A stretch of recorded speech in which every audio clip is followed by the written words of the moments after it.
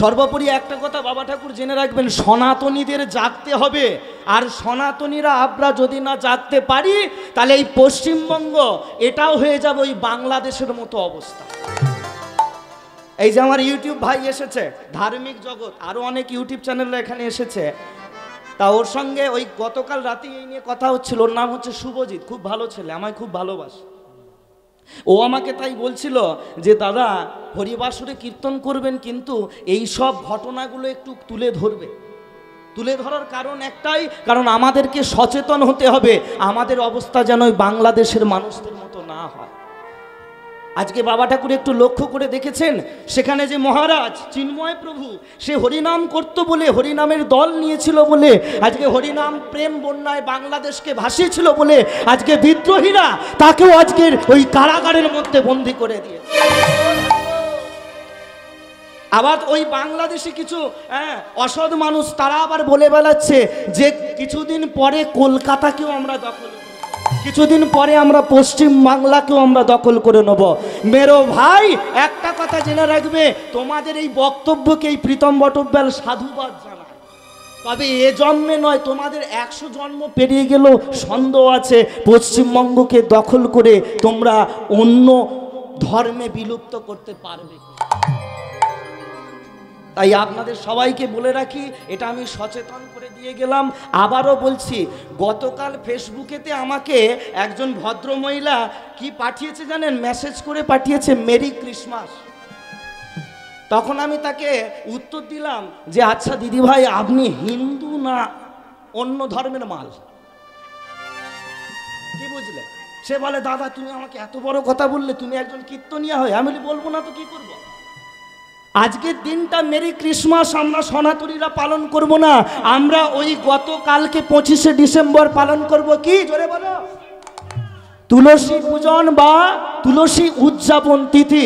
বলি একবার বৃন্দা দেবী কি জয়, বলি একবার তুলসী মহারানী কি জয়, বলি একবার তুলসী মহারানী কি জয়। তাই গৌর প্রেমানন্দে হরি হরি বল, হরি বল, হরি বল।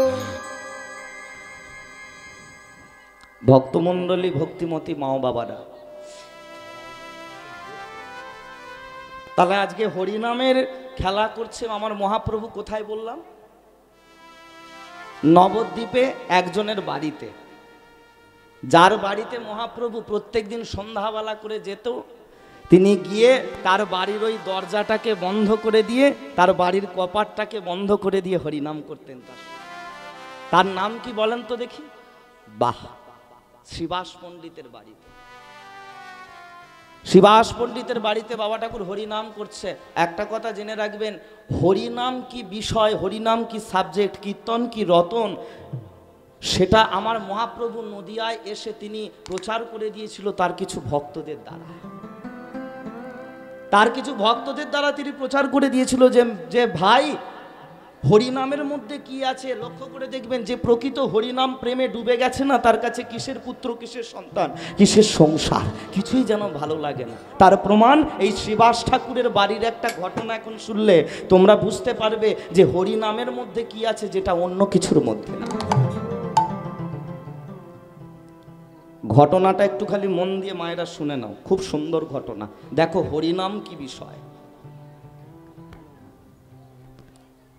তা প্রত্যেক দিনের মতো আজকেও আমার মহাপ্রভু শ্রীবাস ঠাকুরের বাড়িতে শ্রীবাসকে নিয়ে কপাট বন্ধ করে দিয়ে হরিনাম সংকীর্তন করছে।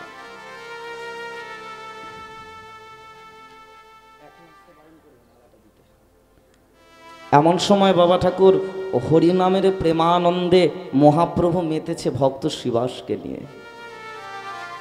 খুব প্রেমানন্দে হরিনাম হচ্ছে গো শ্রীবাস আঙ্গিনার মাঝে। কিন্তু এমন সময় হঠাৎ শুনতে পাওয়া গেল ওই শ্রীবাস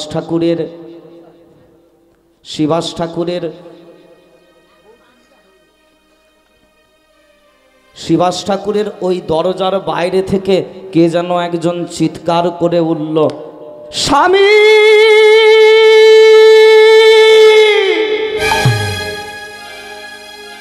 সর্বনাশ হয়ে গেছে স্বামী, সর্বনাশ।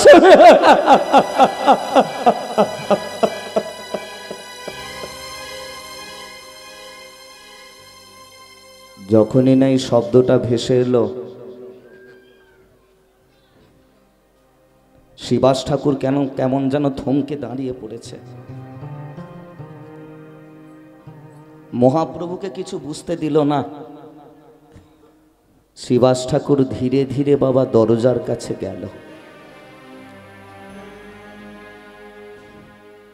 দরজার কাছে গিয়ে দরজাটা যেই না খুলল, দরজা খুলে দেখা মাত্রই শিবাস ঠাকুর আজকে চমকে উঠেছে।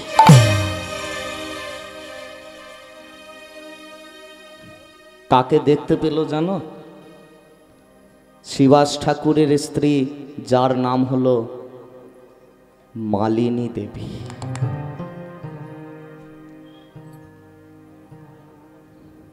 মালিনী দেবী শিবাস ঠাকুরকে দেখা মাত্রই শিবাসের পা দুটোকে ভালো করে জড়িয়ে ধরেছে। জড়িয়ে ধরে বলছে, স্বামী,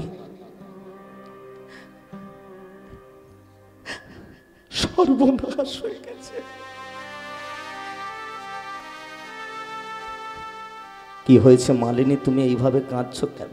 স্বামী গো, আমাদের সব শেষ হয়ে গেছে। কি হয়েছে তুমি এইভাবে কাঁদছো? স্বামী,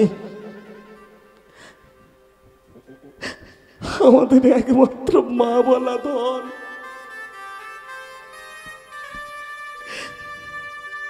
আমাদের একমাত্র নয়নের মণি,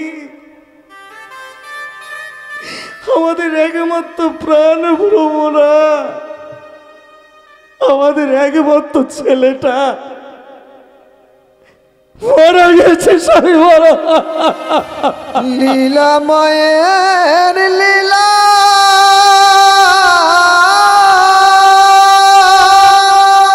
আমাদের ছেলেটা নেই স্বামী। বোঝা বড়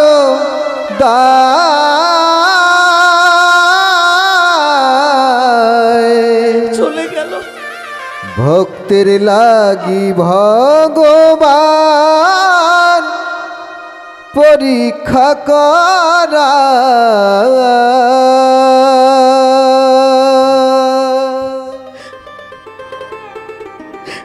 ওই দেখো,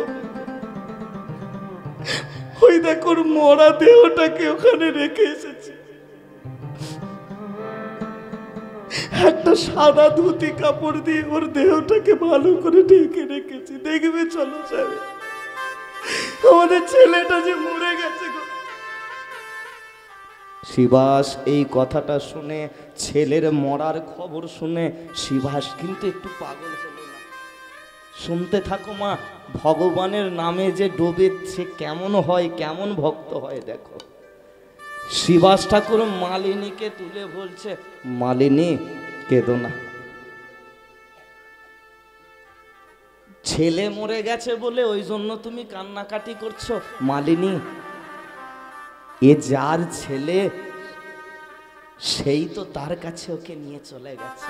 এতে আমাদের কষ্ট পেয়ে কি হবে, আমাদের যন্ত্রণা পেয়ে কি হবে? এ তুমি কি বলছো? ও যে আমাদের সন্তান, ও যে আমার ছেলে। চুপ করো মালিনী। কি বললে? ও ছেলেটা তোমার ছেলে? আরে আচ্ছা বলো তো মালিনী, ও ছেলে যদি তোমার হবে, ওই সন্তান যদি তোমারই হবে, তবে তুমি কার? কি বুঝলে মায়েরা? যখনই এই কথাটা বলেছে সঙ্গে সঙ্গে মালিনী থমকে দাঁড়িয়ে পড়ল। আর মালিনীকে বলছে, কতটা ত্যাগ স্বীকার করলে ভগবানকে পাওয়া যায়। মায়েরা ঘটনাটা থেকে শোনো, কতটা ত্যাগ স্বীকার আমরা করতে পেরেছি। আমরা ত্যাগ স্বীকার করতে পারিনি বাবা। শুধু খালি আমরা মনে করছি কি, বাড়িতে লক্ষ লক্ষ টাকা খরচা করে হরিনাম করালেই আমাদের বাড়িতে মহাপ্রভু চলে, কোটি কোটি টাকা খরচা করে দামি মালা গোপালের গলে পরালেই গোপাল আমার বাড়িতে চলে। যদি তাই হবে তাহলে আজকে সাধনা বলে কোনো বিষয় থাকতো না। যদি আপনার লক্ষ টাকা খরচ করলেই ভগবানকে পাওয়া যেত, তাহলে পাহাড় পর্বতে এই ঠান্ডায় উলঙ্গ হয়ে সাধুজিরা বসে বসে তপস্যা করত না। তাই শুনে রাখো মালিনী, তুমি এই যে চিৎকার করে করে কাঁদছো, তোমার এই কান্না শব্দটা যদি আমার মহাপ্রভুর কানে একবার যায়, আমার মহাপ্রভু যে আমার বাড়িতে আর হরিনাম করবে না গো। তাই শোনো মালিনী, তুমি কাঁদছো কাঁদো, এই এক কাজ করো, এই দেখো মায়েরা একটা কাপড়ের পুটলি করেছে, কাপড়ের পুটলিটাকে করে নিজের স্ত্রীর মুখের মধ্যে পুড়ে দিয়েছে, দিয়ে বলছে মালিনী এবার তুমি কত চিৎকার করে কাঁদতে পারো কাঁদো, কারণ তোমার মুখেতে কাপড়ের পুটলি দেওয়া আছে, যতই তুমি চিৎকার করে কাঁদো না কেন আমার মহাপ্রভুর কর্ণে তোমার কান্নার শব্দ পৌঁছাবে। এই বলে আজকে কি করলো, শ্রীবাস ঠাকুর আবার আঙিনার ভিতরে চলে গেল, গিয়ে আবার ওই মহাপ্রভুকে জড়িয়ে ধরে প্রেমানন্দে হরিনাম সংকীর্তন করতে শুরু করলো। কিন্তু মায়েরা একটা কথা জেনে রাখবেন, ভগবানের আর একটা নাম আছে, কি নাম বলুন তো? তার নাম হলো অন্তর্যামী। সে যেমন একটা পিঁপড়ের কথাও বুঝতে পারে, ঠিক তেমনি কিন্তু আমাদের কথাও বুঝতে পারে। তাই মহাপ্রভু হঠাৎ শ্রীবাস ঠাকুরের হাতটা ধরে নিয়ে বলছে, শ্রীবাস শ্রীবাস, তোমার বদনটা এমন বিষণ্ণ দেখাচ্ছে কেন শ্রীবাস? না না না না ঠাকুর, আমার তো কিছু হয়নি, এই তো আমি তোমার আঙিনায় হরিনাম করছি, আমার কিছু হয়নি ঠাকুর, এই তো। শ্রীবাস, তুমি আমাকে মিথ্যে কথা বলছো শ্রীবাস। শ্রীবাস, তুমি আমাকে এত ভালোবাসো, তোমার ছেলেটা ওদিকে মরে পড়ে আছে, তার কাছে একবার না গিয়ে তুমি আমাকে ভালো রাখবে বলে, আমাকে নিয়ে হরিনাম করবে বলে তুমি আমার কাছে হাসি বদনে এসেছো। শ্রীবাস, তোমার ভক্তিতে যে আমি হেরে গেলাম গো শ্রীবাস, হেরে গেলাম। আজকে ভগবানও হেরে যাচ্ছে ভক্তের ভক্তি দেখে। সঙ্গে সঙ্গে আমার মহাপ্রভু আর দেরি করলো না গো, ওই শ্রীবাসের হাতটি ধরে আজকে আমার মহাপ্রভু দরজার বাহিরে যে গেল, দরজার বাইরে গিয়ে প্রভু আমার ওই মৃত সন্তানের সর্ব অঙ্গেতে নিজ হস্তের স্পর্শ যে করিল,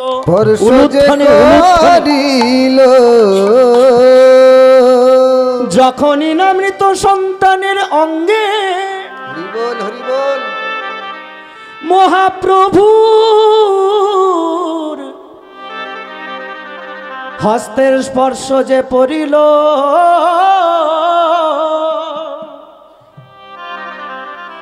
তখনই ওই মৃত সন্তান কেমন মহাপ্রভু স্পর্শেতে তার দেহেতে প্রাণ ফিরে পেল। নিতাই গৌর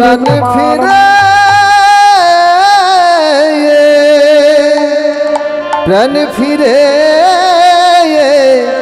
পাইল, যখনই না মৃত সন্তানের প্রাণ ফিরে পেল, তখন ওই সন্তান বদনে হরি বলিল গো, হরি বলিল,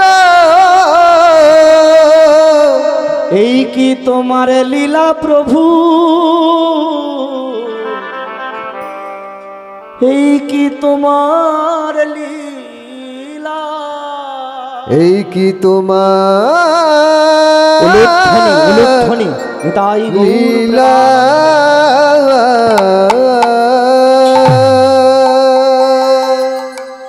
বাবা ঠাকুর কি বুঝলে?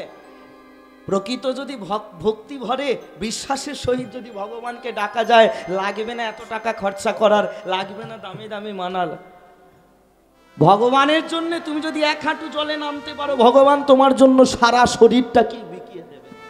তাই আজকে কি হলো, এবার পুনরায় মৃত সন্তান প্রাণ ফিরে পেল, আবার শ্রীবাস ঠাকুরের মন ভালো হলো, আবার প্রত্যেক দিনের মতো আজকেও মহাপ্রভুকে বাড়িতে ডেকে নিয়ে এসে আজকে এই হরিনামের খেলা শুরু করেছে। আচ্ছা বেশ, চলো মাল্যচন্দন দানটা হয়ে যাক, তারপর গৌরচন্দ্রিকা গাওয়া হবে। একটু উলুধ্বনি করবেন, সুন্দর করে উলুধ্বনি।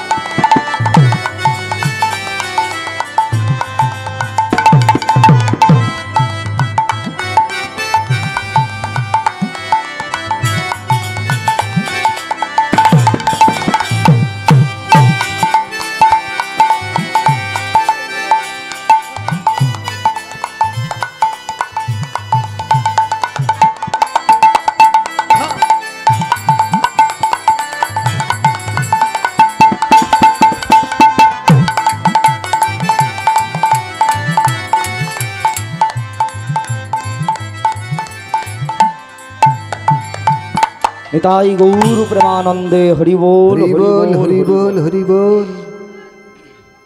তো চলো, হ্যাঁ কোথায় যেন ছিলাম। তাই প্রত্যেক দিনের মতো আজকে আমার মহাপ্রভু ওই শিবাস আঙ্গিনার মাঝে হরি নামের খেলা আজকে শুরু করেছে। আর মহাপ্রভুর সেই ভাব দেখে আজকে বৈষ্ণব মহাজন কলম দিচ্ছেন বাবা ঠাকুর গৌরচন্দ্রিকার মধ্য দিয়ে। আজ আমার গৌর হরির ভাব। তো চলো বাবা, ছোট্ট করে একটু গৌরচন্দ্রিকাটা আস্বাদন করে নি, তারপর লীলায় প্রবেশ। হরি বল, হরে কৃষ্ণ। কি বললেন? আহা দেখো দেখো দেখো, আজ আমার গৌর হরি কোন ভাবে ভাবাবিত হয়েছে। কোন ভাব? দেখো দেখো দেখো, আহা নাচে গোরা,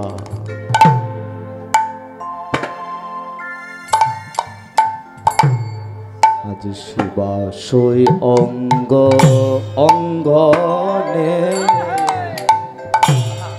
আহা নাচে গোরা,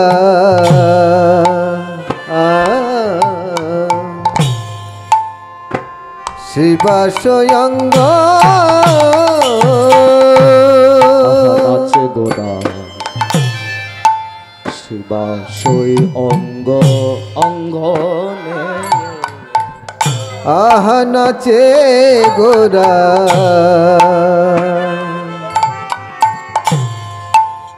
শিবাশয়ঙ্গ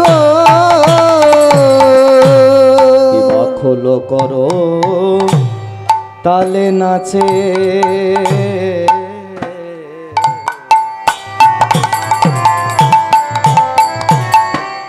খোল করো তাল নাচে,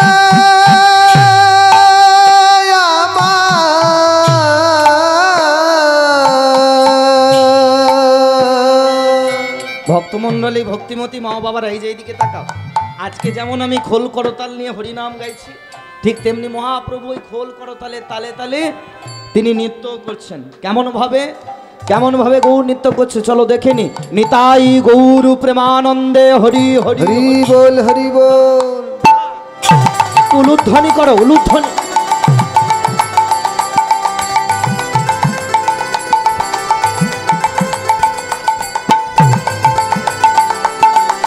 নিতাই গৌর প্রেমানন্দে হরি হরি হরি বল।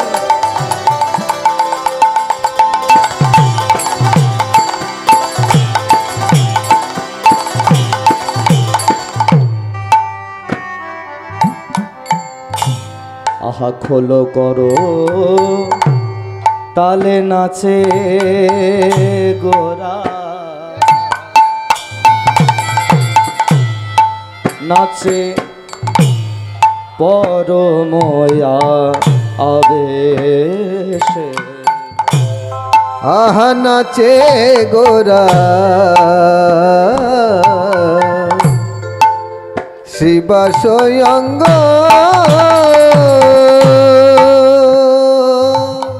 ভক্তমণ্ডলী ভক্তিমতী মা বাবারা এই যে এদিকে তাকাও। গৌর হরি যখন হরিনাম করতেন, আচ্ছা তিনি কি বাবা ঠাকুর একা একা হরিনাম করতেন? একা একা করতো না তো, সঙ্গে কারা থাকতো? এই দেখেন মহাজন আজকে আবার কলম দিলেন, শ্রী অদ্বৈত নিত্যানন্দ।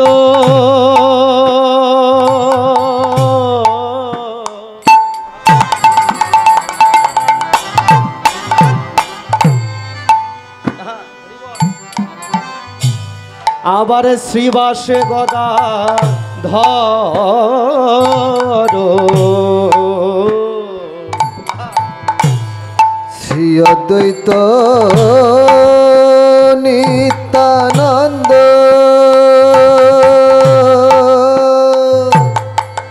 আমাদের গোরা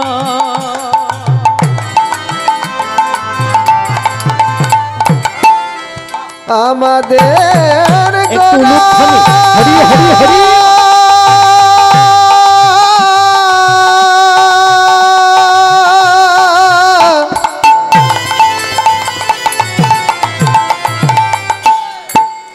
আমাদের প্রাণের গোরা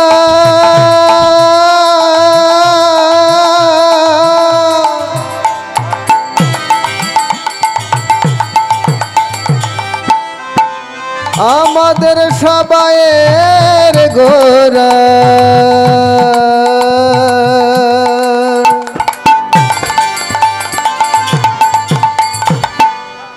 আজ শিব সঙ্গনে বিভরা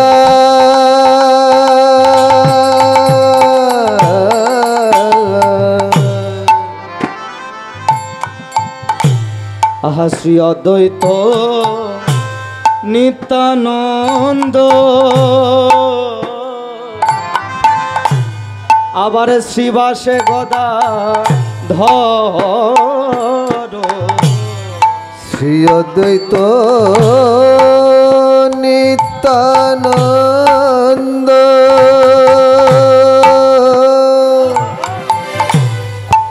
শিবাস গদাধর।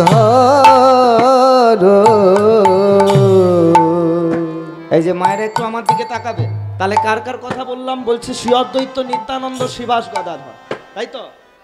তাহলে এখানে চারজনের কথা বলা হলো, কিন্তু মহাজন আবার বলছে যে এই চারজনের মাঝখানে আবার আরো একজন নৃত্য করছে। তাহলে মাঝে যে নৃত্য করে তার নামটা কি, জোরে বলো? আহা তারি মাঝে,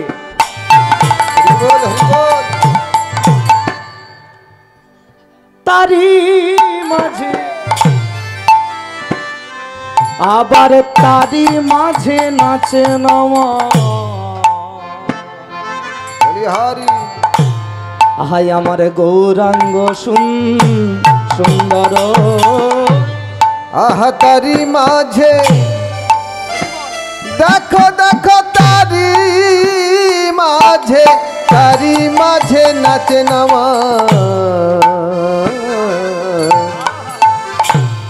আমার গৌরাঙ্গ সুন্দর বলি হারি যায় গো লীলার বলি হারি যায় গো লীলার বলি হারি যায় লীলার বলি হারি যায় গো ওই গৌরাঙ্গের মধুর লীলা বলি হারি যায় গো আমার গৌরাঙ্গের মধুর লীলা বলি হারি যায় গো একবার হরি বলো একবার হরি বল বলো গো একবার হরি বলো বলো একবার হরি বল বলো গো ওই গৌরাঙ্গের মধুর লীলা হরি বল বলো গো আমার গৌরাঙ্গের মধুর তোমরা লীলা হরি বল বলো গো একবার উলুধ্বনি করো গো উলুধ্বনি করো গো একবার উলু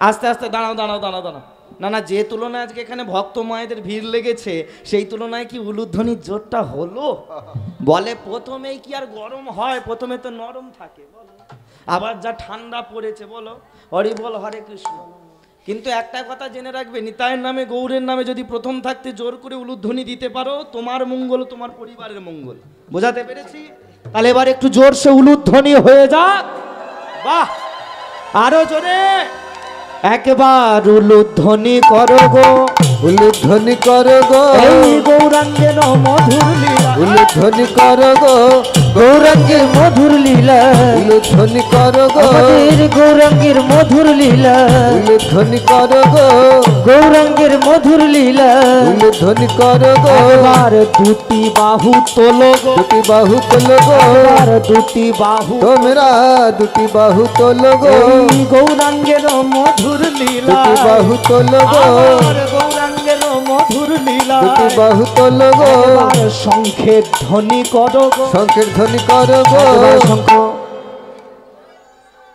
আস্তে আস্তে দাঁড়াও দাঁড়াও সিটিং বাজি কারবার করলে হবে আমি বলেছি শঙ্খের ধ্বনি তাই তো বাবা আচ্ছা মায়েরা শাঁখ কে কিনেছো একটু হাত তোলো দেখি কেউ শাঁখ আনোনি খুব ভালো করেছো আচ্ছা এই আদলা ইটের মতো মোবাইল ফোনগুলো কে কিনেছো একটু হাত তোলো ও বাবা কত হাসি দেখো না একটা কথা জেনে রাখবি মা যেমন যেখানে যাও মনে করি মোবাইলটাকে সঙ্গে করে নিয়ে যাও তেমনি যখন হরিনাম শুনতে আসবে একটা করে শাঁখ নিয়ে আসবে কারণ হরিবাসরে একটু শঙ্খের ধ্বনি দিতে হয় বাবা তাই না তাহলে পরের বারে ভুল হবে না তো চলো শুরু করা যাক একবার শঙ্খের ধ্বনি করো একবার শঙ্খের ধ্বনি করো গো গৌরাঙ্গের মধুর লীলা শঙ্খের ধ্বনি করো গো আমাদের গৌরাঙ্গের মধুর লীলা শঙ্খ ধ্বনি করো গো আমাদের গৌরাঙ্গের মধুর লীলা শঙ্খের ধ্বনি করো গো একবার হরি বলো বলো গো হরি বল বলো গো এই গৌরাঙ্গের মধুর তোমরা হরি বল বলো গো আবার গৌরাঙ্গের